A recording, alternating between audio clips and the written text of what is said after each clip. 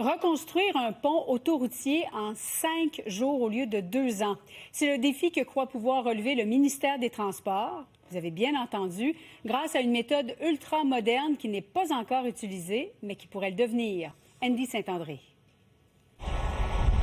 Nous sommes tout près des autoroutes 520 et 13 entre Montréal et Dorval. Ici, un pont d'étagement est en voie d'être complètement refait. On va être capable de remplacer un pont autoroutier très achalandé en 5 jours au lieu de 2 ans. Sa méthode de reconstruction demeure peu commune. On l'appelle la méthode accélérée, ABC. C'est qu'on va préfabriquer un pont en usine, on va préparer le site, on va assembler le pont à côté du pont actuel et en 5 jours, on va enlever le vieux pont, on va pousser le pont préfabriqué à sa place, puis on va remettre la circulation la 6e journée. On va tout fermer, on va remplacer le pont, après ça, on va rouvrir. Depuis le début des années 2000, une vingtaine de projets l'ont utilisé au Québec.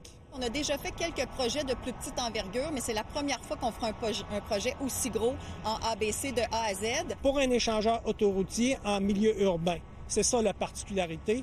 Ça n'a jamais été fait au Québec. Le MTMD veut peser sur l'accélérateur. Il est d'avis que les avantages de cette méthode sont considérables. Moins de perturbations pour les automobilistes, une circulation plus fluide, une meilleure qualité des travaux. Ici, l'impact, étant donné que ces 2 autoroutes seraient majeurs, donc on a choisi la méthode ABC pour réduire l'impact sur les usagers. Et les inconvénients, eux? Ici, c'est quelque chose qui est inhabituel.